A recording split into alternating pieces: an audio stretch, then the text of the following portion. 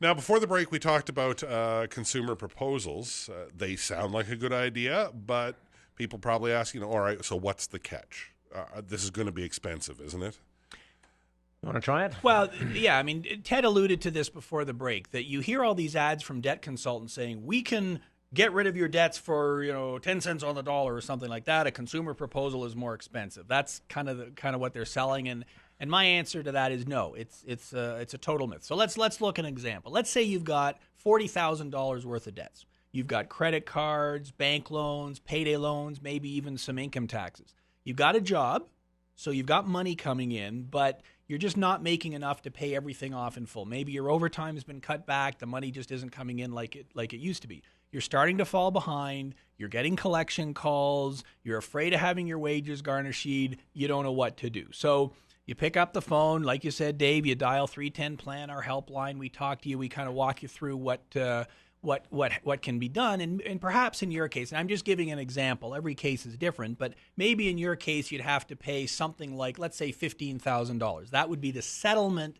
that you would make to get rid of your $40,000 worth of debt. So that would be $250 a month for 5 years, or $500 a month for 2.5 years, something in that range for these kind of debts.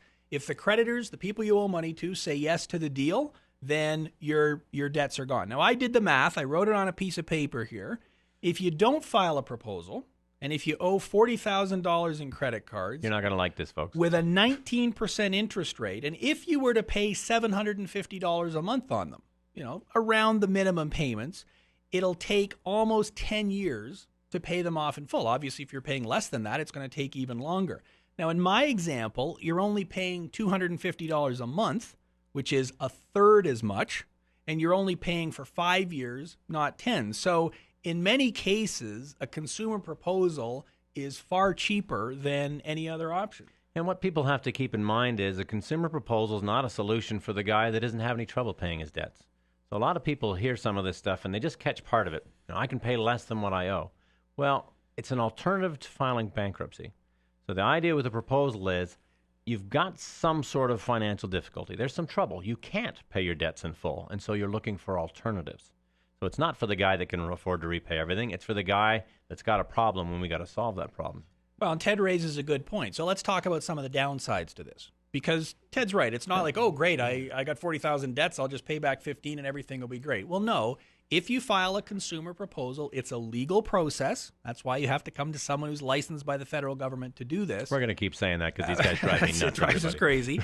There will be a note on your credit report that says you filed a consumer proposal. And that note will stay there, if you're looking at your Equifax credit report, for 3 years after all the proposal payments are made. So in the future, it will be more difficult to finance a car, buy a house, than if you hadn't filed a consumer proposal, than if you'd been able to pay your debts in full. So I agree completely with what Ted said. But there's a flip side to that. So if you're not paying your debts now and it's gone into collections, your credit rating is actually lower than it would be if you filed a consumer proposal. And that the negative mark on your credit will stay for up to 6 years. So, what Doug was just saying is right. We don't want people to think that this is a great end all to everything, but it's actually better than doing nothing. And that's why you have to look at your situation. You got to talk to someone who can walk you through the different options. So I spoke to a guy yesterday who owns a house that has lots of equity in it. And so I said to him, you know what, a consumer proposal or a bankruptcy isn't the right answer for you. I gave him the name of a reputable guy who does mortgages. And I said, you know what, in your case, you could get a mortgage, a second mortgage, a secured line of credit. Interest rates are very low right now. You've got a good job. You're not behind on your debts. Use that money to pay off the debts. You've got a much smaller payment. That's going to get you out of your trouble. Most of the people who call us don't end up filing a bankruptcy or a proposal. We end up referring them to a credit counselor like Mosaic Family Counseling. We refer them to a mortgage broker. Perhaps they need to talk to a tax accountant. Maybe they just need to cut a few expenses and get their debts dealt with that on their own. But Ted's right. In a lot of cases, the proposal is the right option, and if it is, then that's what you've... Well, and the trick with all of this is actually talking to somebody that's got the right knowledge. So, if you're dealing with your finances and you really don't know what your options are, Well, your choices could be to call Mosaic here in town. They're great people. They're very friendly. Guelph Family Counseling over in Guelph. Or a firm like ours. I mean, not only are we obligated to do it, but it's what we do. We want to find the right solution for you and your family. We're not going to tell you to file a proposal if the correct answer is to refinance your house. We're not going to tell you to file a consumer proposal if you really can't afford it either. I mean, we're talking about these things because right now, is it 7 out of 8 people that talk to us are filing them? I mean, that's the way it's going. If you're going to do something, they're the buzzword in the industry right now. But we're going to look at all the options to make sure what you're doing is going to be the correct thing for you. You need to know what is going to work in your situation. And in a lot of cases, there are little facts that need to be brought out, or else you're going to come to the right decision. My example of the guy who owned a house with lots of equity, well, okay, that takes certain options off the table but gives you other ones. So let's make sure we've gone through all the options, and then you can make an informed decision. When you come in to meet with us for the first time, we're not going to say, sign here, sign here. We're going to say, here's some information. Here's the numbers we've crunched. Go away and think about it. Go to our website at hoys.com and read up on this. We're going to give you some brochures. Take your time. Talk to your spouse. Talk to your friends. Talk to your family. And then when you're ready to make a decision, come back and we'll get it finalized at that point in time. Yeah, and the sad fact is that 1 out of every 9 Canadians at some point in their life is going to file bankruptcy or a consumer proposal now. It's a lot more common than anybody realizes, but it's not something that anybody ever wants to discuss. I don't think that the details surrounding consumer proposals are as widely known as what people think they know about bankruptcy. And so when they've got people calling them day and night trying to collect, they think, well, I have to file bankruptcy to get this person to stop. That's but the right. proposal will do that too. That's exactly right. It's a legal process. So as soon as it's filed, the collection activity, lawsuits, wage garnishment stop. There's what's called a 45-day stay period. So for 45 days, everybody you owe money to gets to consider the proposal.